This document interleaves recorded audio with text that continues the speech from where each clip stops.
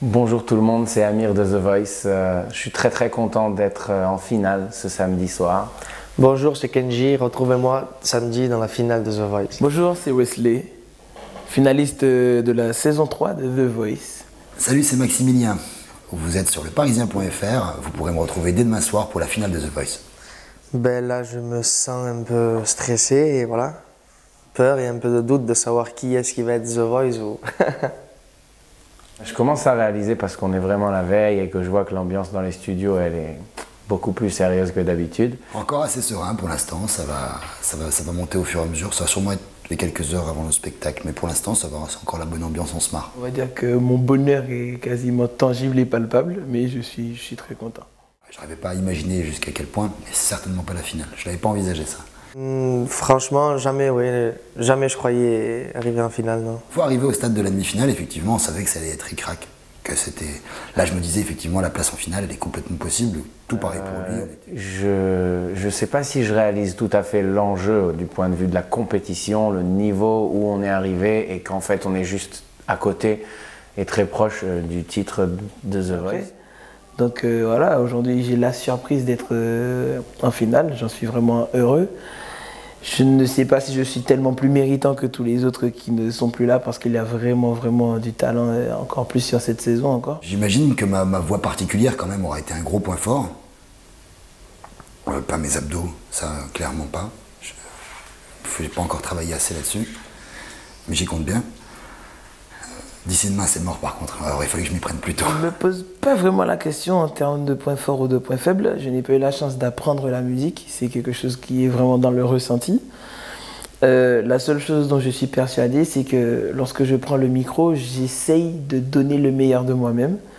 Et j'espère que c'est ce qui passe. Alors si cette intention peut être considérée comme un point fort, eh bien c'est mon point fort. Comme j'avais l'habitude toujours de jouer avec ma guitare, et là que j'ai montré à beaucoup de gens que je pouvais chanter sans ma guitare, ça m'a donné quand même aussi pas mal de points forts. La création vocale ne fait pas partie malheureusement de mon registre. J'aurais bien aimé pouvoir chanter un peu mieux que ce que je chante, mais je pense que en fin de compte, avec ou sans démonstration vocale, si on arrive à réveiller des sentiments chez les gens, si on arrive à toucher, le travail est fait. Il n'y a pas besoin de plus. Donc avec ou sans ces performances vocales incroyables,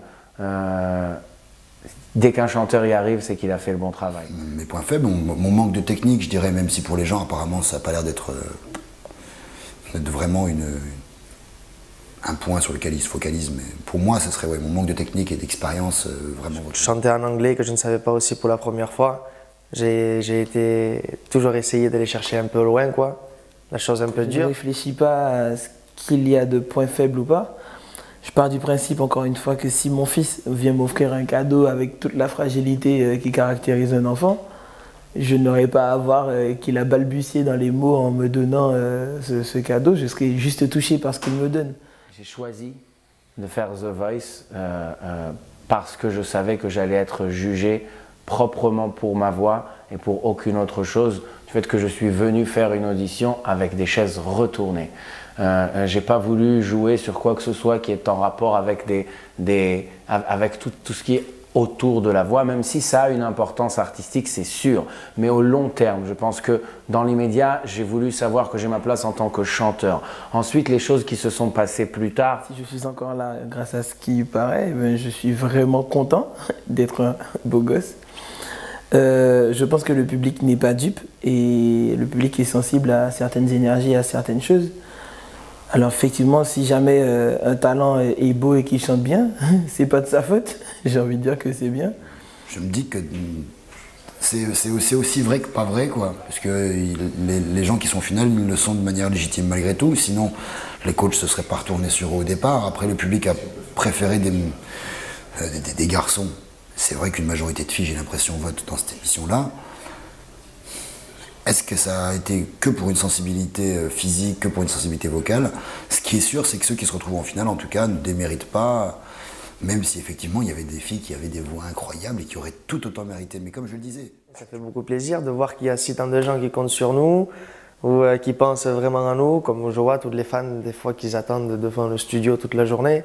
Quand on s'imagine, on dit des gens qui sont là en train de nous attendre pour nous, juste pour nous voir, c'est touchant, quoi. C'est un répertoire dans lequel alors je suis comme un poisson dans l'eau. J'ai voulu attendre la dernière seconde, c'est-à-dire là, pour montrer ce dernier aspect de Wesley, en montrant d'abord plein d'autres choses que les personnes ne soupçonneraient pas, que le public n'aurait pas soupçonné chez moi. Je suis content de m'en être pas trop mal sorti sur ces exercices. J'ai pris plaisir à découvrir beaucoup d'autres genres musicaux. Et aujourd'hui, fort de toute cette expérience, je vais revisiter Superstition de Stevie Wonder. Surtout, elle a été reprise tellement de fois cette chanson. Là, je l'ai tirée un petit peu vers le rock. Demain soir, je vais chanter comme d'habitude de Claude François. Pour cette finale, je vais chanter Amor de mis amores de Chico les Gypsy. En fait, c'est un medley avec qui a Bolar et des Gypsy Kings à l'intérieur. Un titre qui s'appelle All of Me de John Legend. C'est moi qui l'ai choisi et je pensais pouvoir le chanter plus tôt dans la compétition. Mais quelque part, je me dis qu'une bonne étoile m'a guidé, m'a empêché de le chanter jusque-là parce que quelque part, quelqu'un savait que j'allais arriver en finale. Et que pour...